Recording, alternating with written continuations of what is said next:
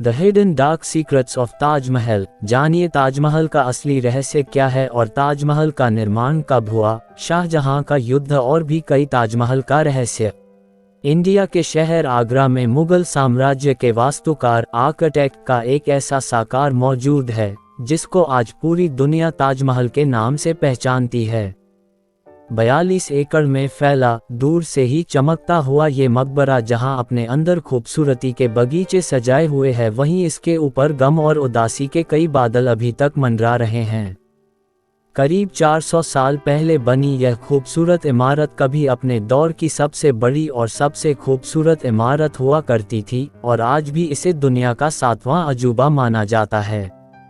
इस आलीशान ढांचे को बनाने के लिए 20,000 मजदूरों ने दिन रात खून पसीना बहाया, और वो भी 1 या 2 सालों तक नहीं बल्कि पूरे 22 साल तक। अगर आज के दौर में इसकी कीमत का अंदाजा लगाया जाए तो संगमरमर का ये अनमोल मकबरा हैरतअंगेज स्तर पे $1 बिलियन से भी ज़्यादा महंगा है। इस इमारत में मुगल वास्तुकारों ने अपने हुनर के कई ऐसे निशानियां छोड़ी थी जिनकी आज तक दुनिया के शीर्ष इंजीनियरों द्वारा प्रशंसा की जाती है।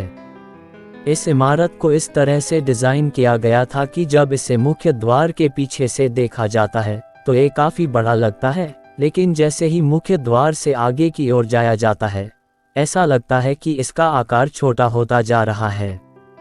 दिमाग को चकरा देने वाली ये कोई पहली तरकीब नहीं थी जो मुगल वास्तुकारों ने इस्तेमाल की हो। इसके गिर्द चारों मीनारों को बिल्कुल सीधा खड़ा नहीं किया गया, यह मीनार थोड़ा बाहर की ओर झुकी हुई है। यदि ये मीनारें बिल्कुल सीधी खड़ी की जाती तो दूर से देखने पर ये अंदर की ओर झुकी होती।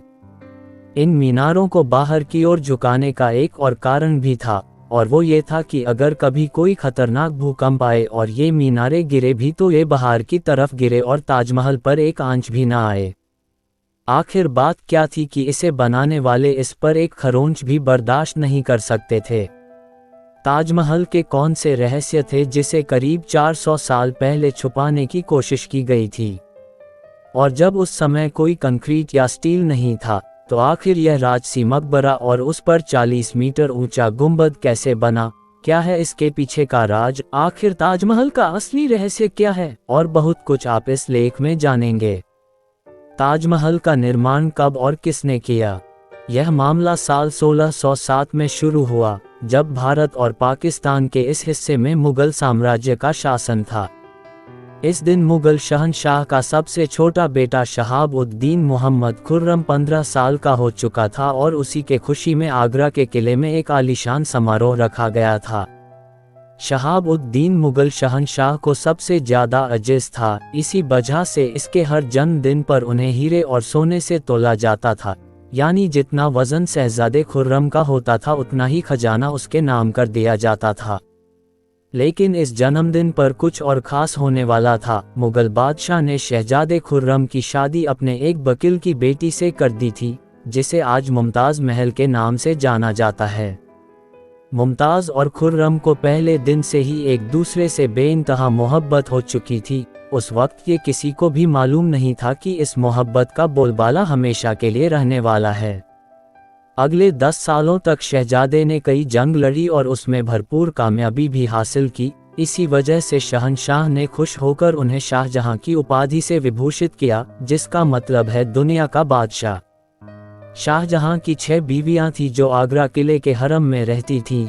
इन 6 में शाहजहां सबसे ज्यादा मुमताज़ से मोहब्बत करता था और इसलिए उनका ज्यादातर समय मुमताज महल के साथ ही गुजरता था। वक्त तेजी से गुजरता जा रहा था और 4 सालों के बाद यानी 1621 में मुगल शहंशाह अचानक चल बसे। शाहजहां जो पहले से ही मुगल साम्राज्य में बहुत प्रसिद्ध हो चुका था और जो बादशाह का प्रिय पुत्र भी था, 1628 में यानी कि बाप के मरने के 7 साल बाद उसने शहंशाह की गद्दी संभाल ली। पूरी मुगल सल्तनत अपने नए शहंशाह से बहुत खुश थी।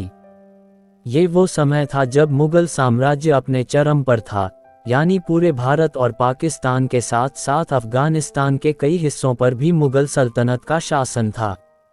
सारे फैसले शाहजहां करता था जबकि मुमताज़ महल पीछे रहकर सुझाव दिया करता था, लेकिन किसी को भी इस बात का इल्म नहीं था कि ये खुशियां अब जल्द ही मातम में बदलने वाली है। गद्दी संभाले अभी एक ही साल गुजरा था कि एक बार फिर मुगल साम्राज्य को दुश्मनों का सामना करना पड़ा। अगले 2 साल जंग चलता रहा और शाहजहां को इस जंग में भी भरपूर कामयाबी नसीब हुई। लेकिन शाहजहां इस कामयाबी का जश्न मनाते कि उसकी शुरुआत एक दुखद खबर से हुई।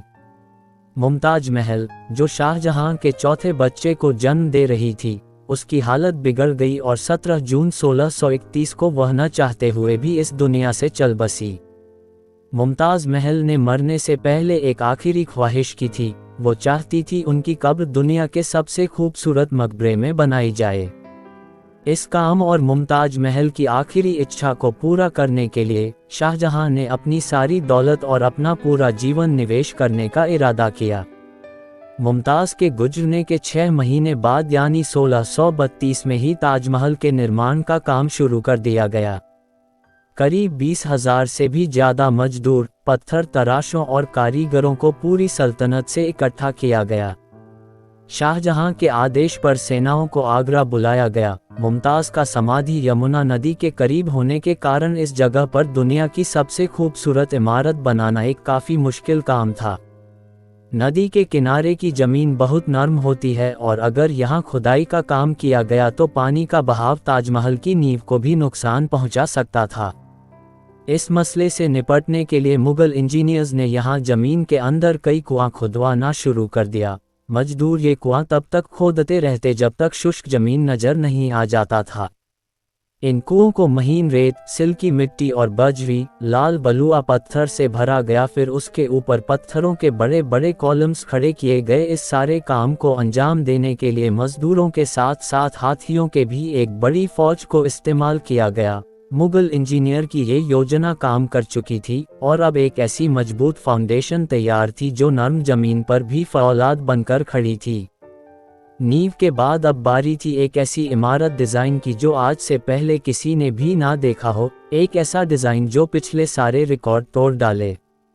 ताजमहल के डिज़ाइन का आइडिया शाहजहां ने अपने बाप दादा के मकबरों से लिया था। बाप के मकबरे से मीनारों का आइडिया लिया गया, दादा के मकबरे से बिल्डिंग कोर का आइडिया लिया और अपने चाचा के मकबरे से गुंबद का आइडिया लिया। और जब इन सब को मिलाया गया तो एक शानदार और आलीशान डिज़ाइन उभर कर सामने आया। इमारत का ढांचा बनाने के लिए मौके पर ही लाखों नहीं बल्कि करोड़ों ईंटें भी बनाई गईं। ये सब इतना आसान नहीं था और इसमें बहुत सारा पैसा भी खर्च हो रहा था। शाही खजाना दिन ब दिन खाली होता जा रहा था। लेकिन शाहजहां को किसी बात की परवाह नहीं थी, बस उसे ये काम हर हाल में पूरा करना था। कहा जाता है कि ताजमहल के निर्माण में इतने लोगों को लगाया गया था जिससे आसपास के इलाकों में खाना पीना खत्म हो गया था। 20,000 मजदूरों और कारीगरों की मांग को पूरा करने के लिए शाहजहां आसपास के तमाम इलाकों से अनाज आगरा मंगा लिया था। कई सालों की मेहनत के बाद इमारत का ढांचा बनकर तैयार हो चुका था और अब बारी थी इसे संगमरमर से सजाने की। ये संगमरमर आगरा से 400 किलोमीटर दूर राजस्थान से मंगाया जाना था, क्योंकि यहाँ का मकराना मार्बल आज तक दुनिया का बेहतरीन मार्बल माना जाता है।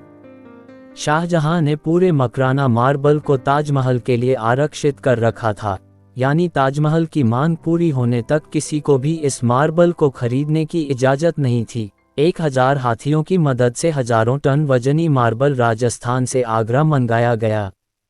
ताजमहल का खूबसूरत गुंबद इतना बड़ा है कि इसे आंखों से देखकर ही अंदाजा लगाया जा सकता है। आजकल इस प्रकार के गुंबद को स्टील के ढांचे पर बहुत आसानी से बनाया जा सकता है, लेकिन 400 साल पहले उनके पास 40 मीटर ऊंचे गुंबद को बनाने के लिए बस पत्थरों का ही सहारा था। आज के इंजीनियर भी इस गुंबद को बनाने में मुगल इंजीनियर द्वारा गणना किए गए तनाव की सराहना करते हैं। ताजमहल की साज सज्जा के लिए इसे पिएत्रा ड्यूरा या परचिनकारी से सजाया जाना था। पिएत्रा ड्यूरा एक कला रूप है जिसमें संगमरमर के अंदर कीमती पत्थर उकेरा जाता है। कीमती पत्थर के आकार के अनुसार संगमरमर को सावधानीपूर्वक और बारीकी से उकेरा जाता है और पत्थर को गोंद की मदद से उसमें चिपका दिया जाता है। ताजमहल पर इस्तेमाल होने वाला गोंद कोई आम गोंद नहीं था। कई शोध और परीक्षण के बाद मालूम पड़ा कि ये गोंद गुड़, पेड़ के गोंद, चीनी के गोले और चीनी के बुलबुले, कुछ चिपचिपे लिंटल्स, जिंक ऑक्साइड और कई अन्य चीजों से बना था, और वही गोंद आज भी ताजमहल के नवीकरण के लिए इस्तेमाल किया जाता है। ताजमहल की खास बातों में एक बात ये भी है कि ये दिन में 4 मर्तबा अपना रंग बदलता है। सुबह के समय सूरज निकलने से पहले ये बिल्कुल ब्लैक शेड देता है, सूरज निकलने के बाद ये लाइट येलो और पिंक शेड देता है, जबकि दोपहर के वक्त ताजमहल के खूबसूरती का नया रूप देखने को मिलता है। नीले आसमान पर जैसे सफेद मोती चमक रहा हो, और शाम के वक्त ये पूरी इमारत गोल्डन कलर की दिखाई देती है। पूरे 22 सालों के बाद यानी कि सन 1654 में ताजमहल का निर्माण का काम मुकम्मल कर लिया गया। शाहजहां अपने बेगम की याद में दुनिया का सबसे खूबसूरत मकबरा बनाने में कामयाब हो चुका था। शाहजहां ने इस इमारत का नाम अपने पसंदीदा बीवी के नाम पर ही रखा। मुमताज़ महल से इस मकबरे का नाम ताजमहल रख दिया गया। शाहजहां की ये महंगी परियोजना पूरा तो हो गया, लेकिन इसने मुगल सल्तनत को विनाश के कगार पर ला खड़ा किया। 4 साल बाद यानी 1658 में शाहजहां और मुमताज के अपने ही बेटे ने तख्ता पलट कर दिया और खुद मुगल साम्राज्य का बादशाह बन गया। पिछले 30 सालों से राज कर रहे शाहजहां को आगरा के किले में ही कैद कर दिया गया था। शाहजहां को एक ही सुविधा दी गई थी कि वह ताजमहल को उस कमरे की खिड़की से देख सकता था जिसमें वह बंद था। 8 साल की कैद के बाद शाहजहां 74 साल की उम्र में इस दुनिया को अलविदा कह गई। शाहजहां का अब मुमताज से दोबारा मिलने का वक्त आ चुका था और उनको ताजमहल में ही दफन कर दिया गया।